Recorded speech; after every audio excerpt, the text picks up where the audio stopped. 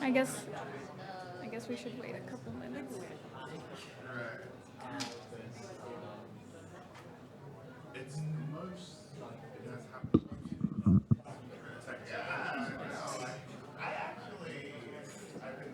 We'll be fine. We'll be fine. Yeah.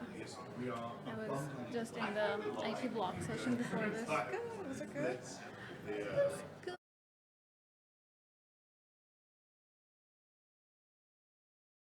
We're just venting our problems. And you're like,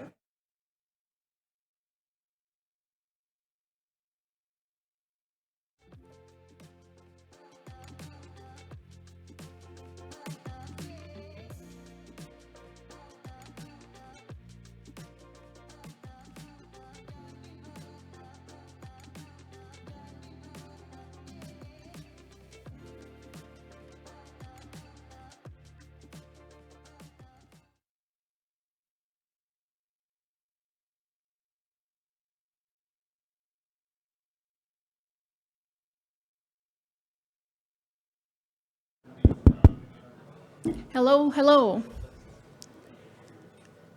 Hi, everybody. This is the IP masking session.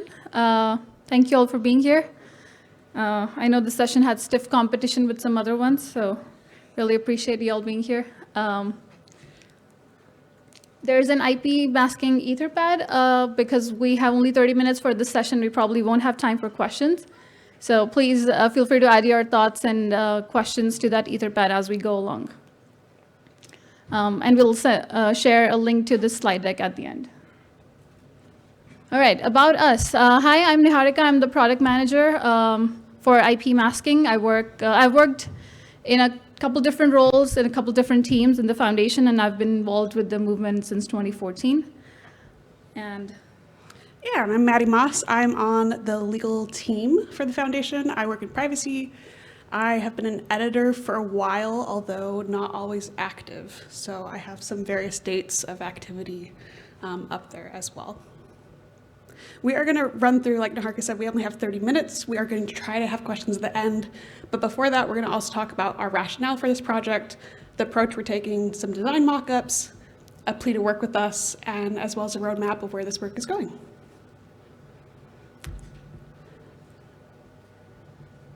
There we go. So very basic. On our projects, you can edit either logged into an account or without being logged into an account. If you're not logged into an account, then your IP address is stored forever and it's published publicly. And so this is a two-pronged problem that we're trying to solve with this project. It may not seem like a problem because it has existed since the dawn of wikis. But if you are logged into an account, your IP address is not kept forever. It's only kept for 90 days. It's not publicly available. So you already see some kind of different treatment for IP addresses. And this is also in our privacy policy data retention guidelines. Not a secret, but something we want to work on. Two places where you can see these IP addresses very easily, user talk pages, edit histories.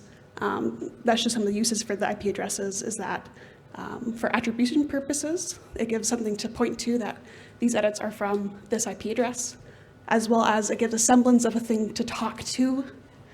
It's not perfect because an IP address can be used by multiple people. They may never see the user talk page, but it is a thing you can try to talk to. And so backing back up to the problem, IP addresses are personal data. This is something we recognize in our privacy policy. It is, depending on which law you're looking at, not always recognized as personal data all the time. Sometimes there's some caveats. We call it personal data in our privacy policy. How we collect, use, and share personal data is subject to various laws.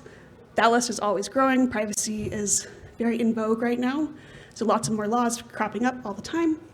And our current status quo presents various risks, both around surveillance for our users, as well as legal risks and falling short of user expectations. So there are disclaimers, and like I said, this is mentioned in our privacy policy, mentioned when you go to edit without being logged in, that your IP address will be publicly available for everybody. but still users don't always get that. And so we hear regularly from people who are surprised by this.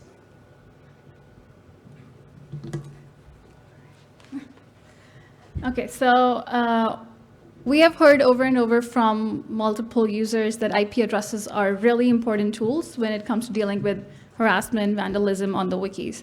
So we wanted to make sure that we do this project in a way that communities have the tools they need to deal with those problems in an efficient manner, so we don't just take away IP addresses without giving them appropriate tools to handle it.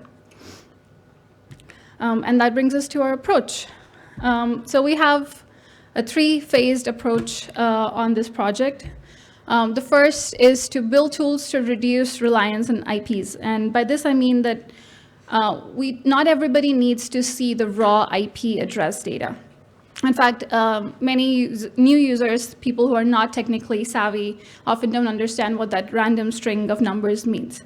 So we've built a tool to reduce that reliance, and I'll talk about it in a minute. And the second phase for this project is to actually mask the IP addresses on the platform and replace them with an anonymous identifier string. And we'll show some mockups for that.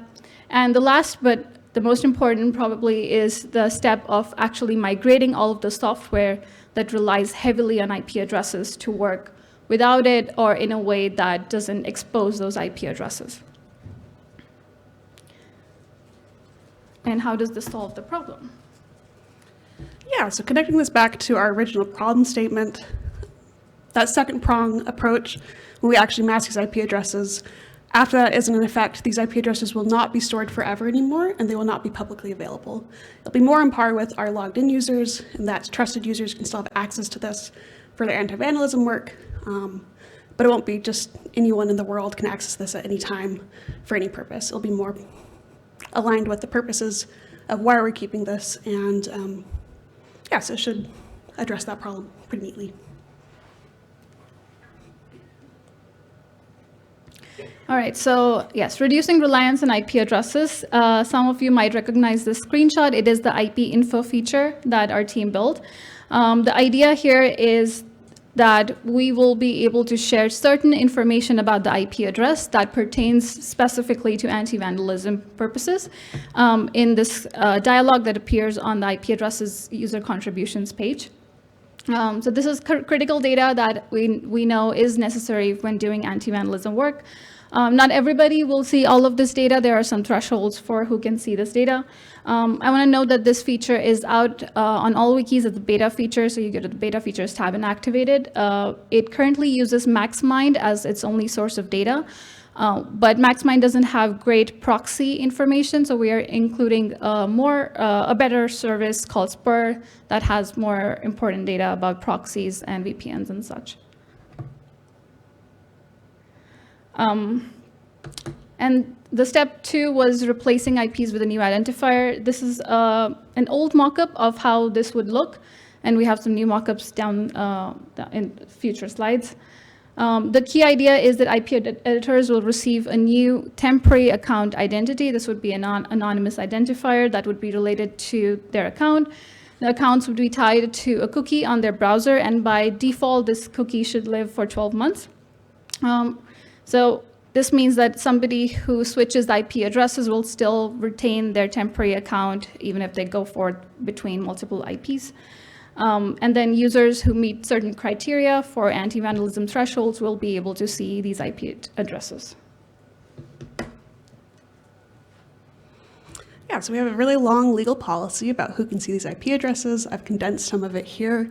It is a great read because I wrote it, so I would recommend reading it. I would recommend reading it. But basically, so the temporary account IP addresses will be accessible to these following user types: stewards and check users by default, admins who opt in. So you don't, if you're an admin and you don't want to see these IP addresses, you won't have to, but you'll have that option. And then patrollers who opt in, and we have some thresholds outlined here. It is a balance between making sure that people have access who need access, but also having something here, because patrollers, it's a very diverse group on different projects of who does patrolling work.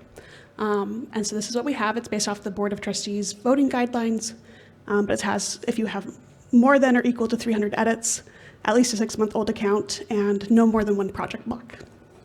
And then we also have a piece where communities are encouraged to come up with your own additional guidelines for these patrollers. Again, patrolling on different projects looks different.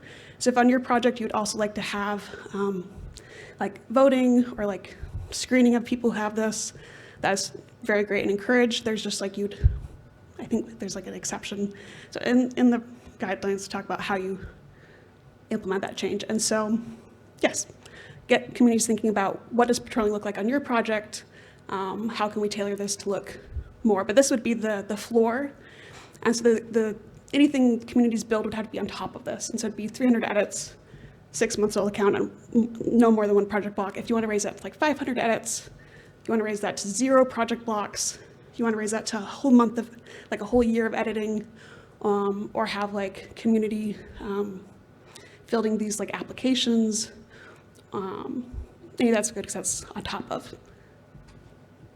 And so IP addresses will be only accessible to these users who meet those requirements, if this does not include public access. So if you are a user who has access to these IP addresses when you're logged into your account, if you're not logged into your account, you will not have access to it. You should log into your account to get that access. And users who do not qualify under those requirements can still use the IP info tool. Like Niharika said, there's different thresholds in the IP info tool. And so you'll still have different information accessible for you, just not the IP address itself.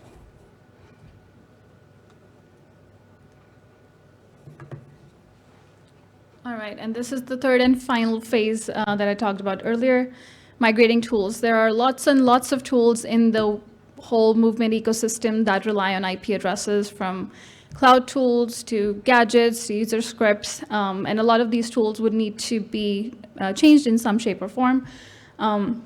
We will be asking volunteers for their help in migrating their tools, and we will be providing technical guidance where needed, and we will have a complete documentation of the changes that they will need to make on the wiki, like the API changes. One point I really want to emphasize here is that the rollout for IP masking is going to be slow. Like, we don't want to rush this change. We don't want to surprise people. We don't want to push this change without the communities being okay with it and the communities being able to adapt to these changes. We will be focusing on getting feedback with each rollout. I have a timeline for the proposed rollout at the end of the slide deck. All right, so now onto the fancy stuff. Mockups. Before I get to the mockups, I want to talk about the key design principles we had when developing these mockups. First and foremost, we wanted to keep the new temporary account experience as close as possible to the current experience for an IP editor.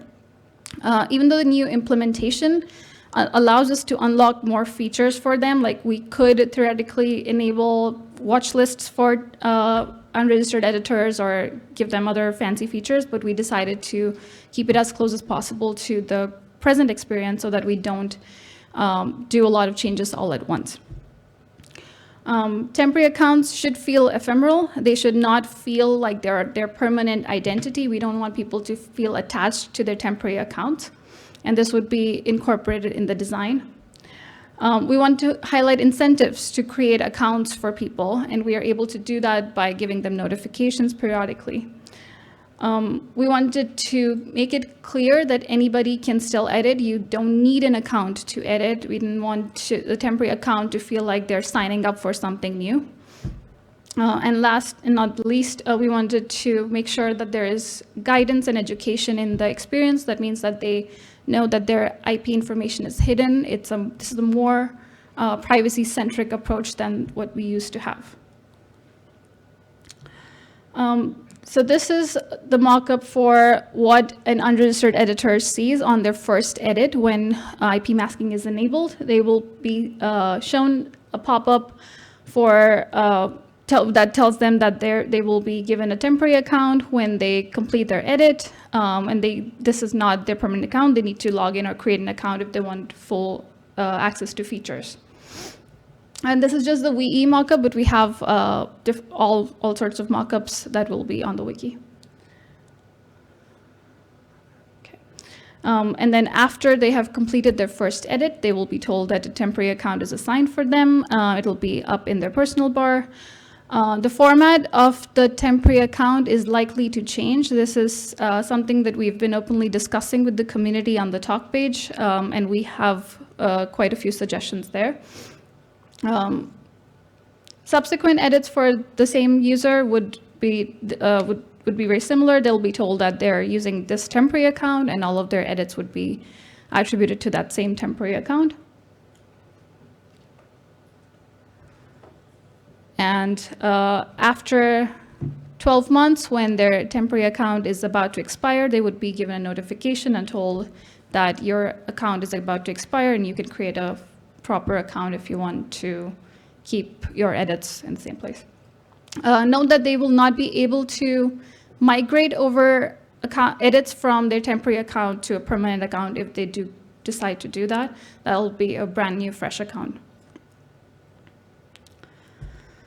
All right, so on to the admin workflows for revealing IP addresses. So this is a screenshot for what it would look like on the history page for before IP addresses are revealed. So you can see, where's the, oh, yeah, so you can see there's the temporary account name, and then there's a show IP button next to the temporary accounts. And when they click the temporary account, for one username, all of the IPs associated with that username would be revealed on the same page. This reveal would be persisted across pages for a period of 24 hours. For each new temporary account, they would have to do a separate reveal. And this is the contributions page for the same temporary account.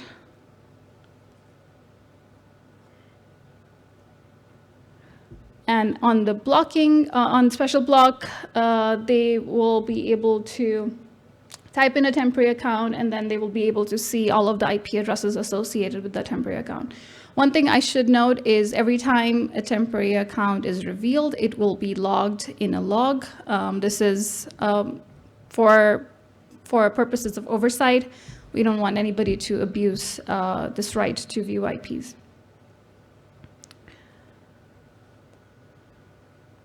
All right, so now comes the exciting part. How can you all help?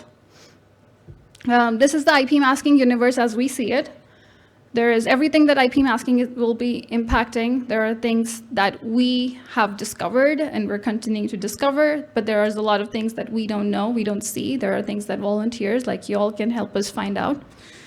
And then there are things that we all can do. We're trying to do, as planned, a very careful rollout for IP masking, given the magnitude of this change. We are already asking teams within the foundation to audit and fix the features and tools that they maintain.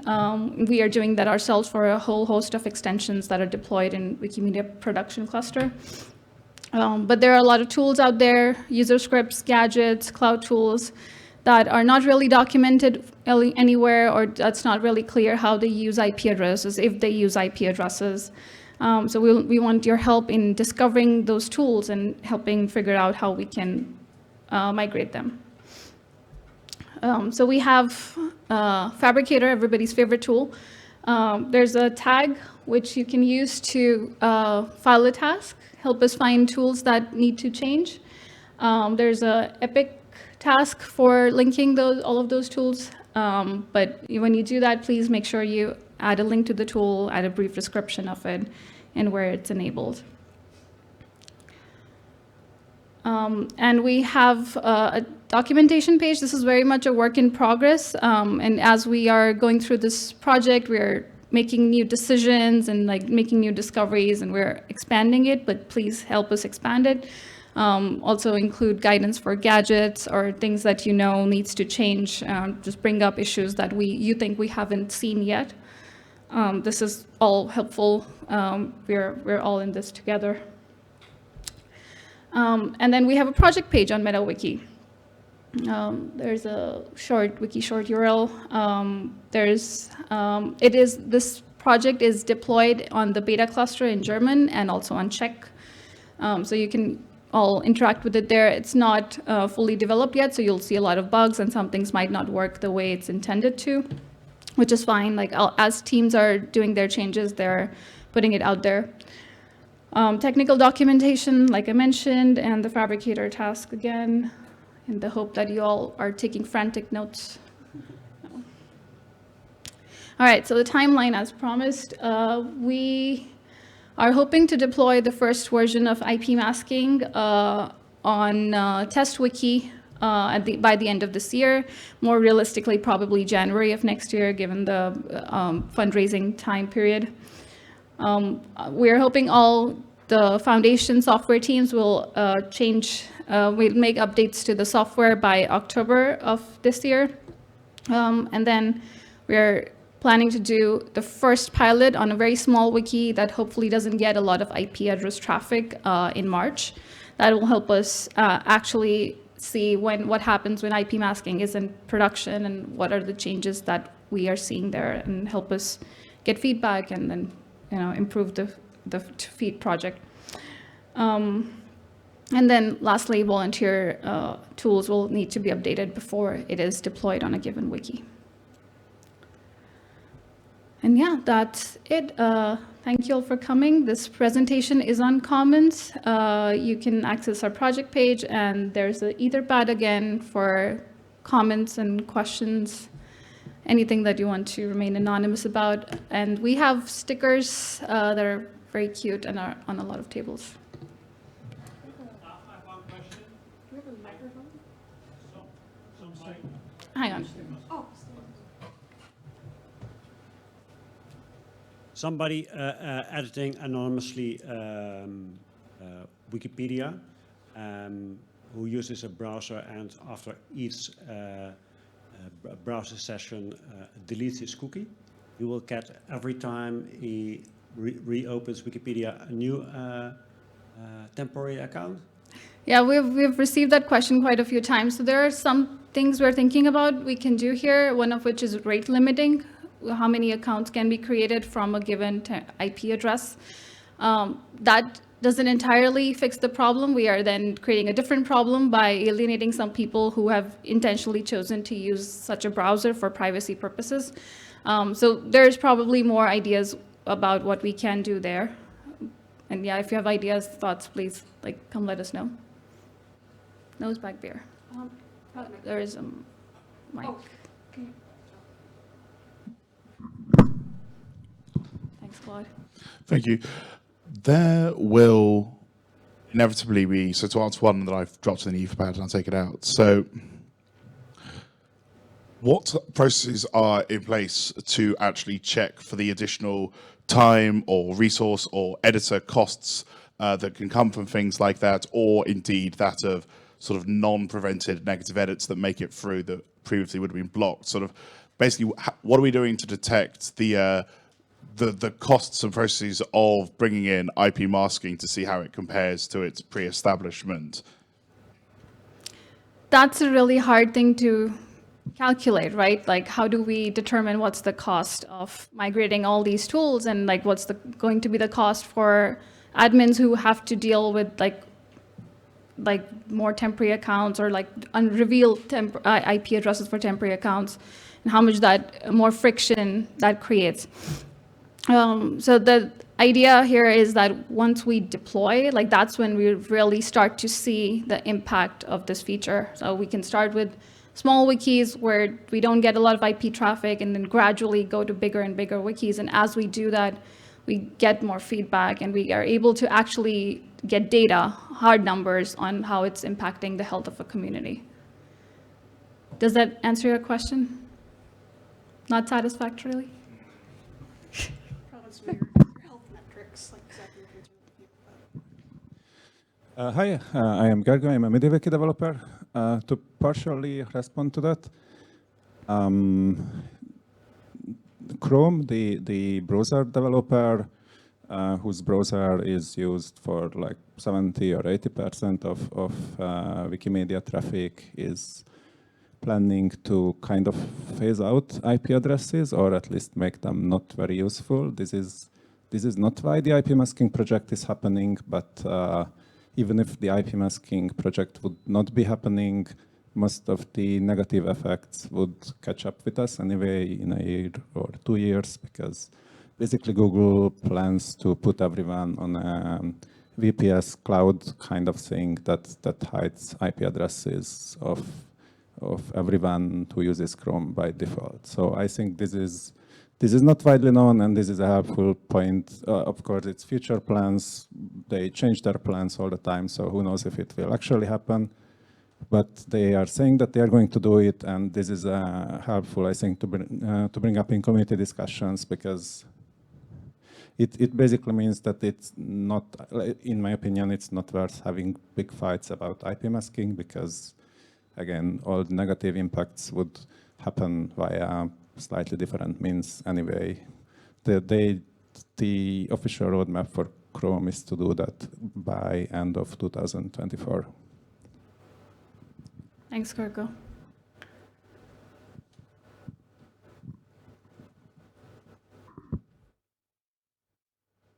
If I understood correctly, the main technology behind this will be cookies.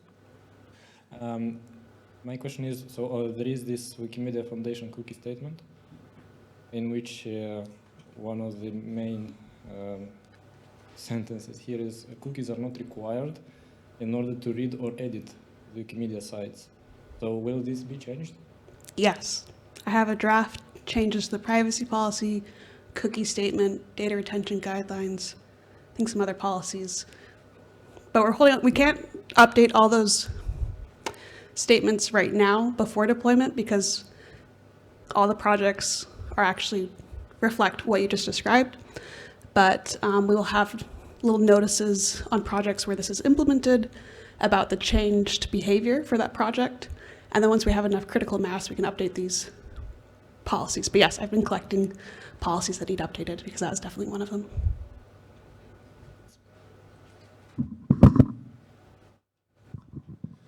So as far as I know, cookies are still not going to be required after this. That's not so much a legal question, it's just a technical question that it would be very hard to prevent people from editing if their browser doesn't accept the cookie. So if you try to edit, you will get a cookie without asking it or without consenting to it. But if your browser doesn't support the cookie, the edit will still go through, and maybe the experience will be, well, from your point of view, the experience will not be weird. It's just that that user will get a different username for every edit, but they will not be prevented from editing, as far as I understand.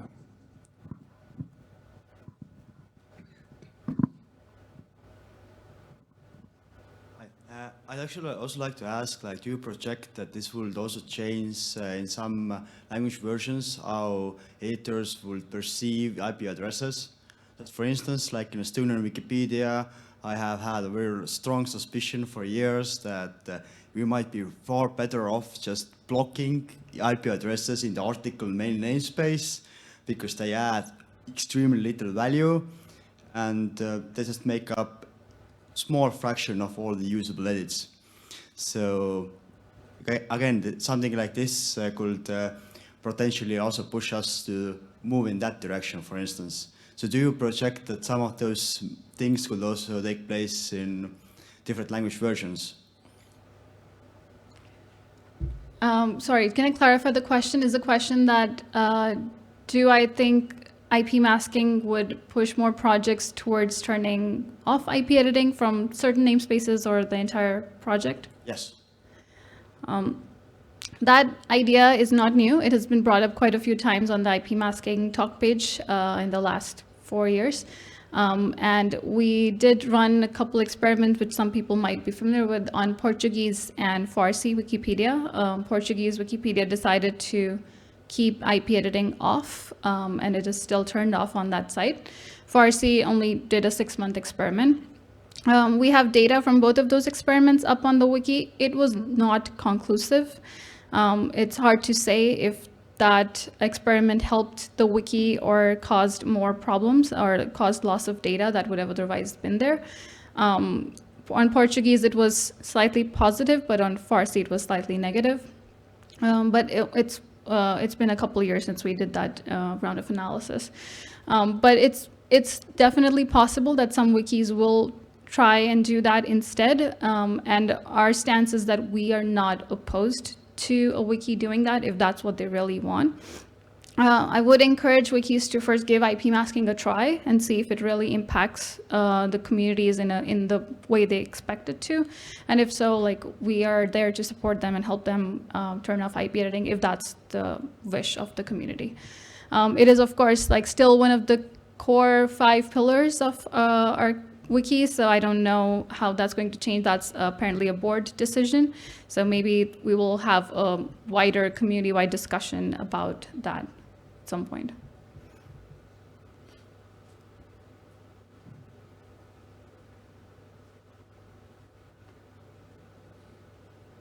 Will temporary accounts only mask new edits, or will it also mask old existing edits? Yeah, old IPs will not be masked. All of those old IPs are embedded all over the place in wiki text, and hiding those would have been a tremendous technical challenge. So we decided not to do that, and legal is okay with it. So.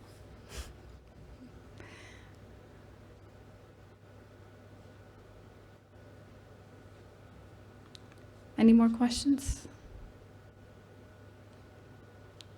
All right. We have some stickers.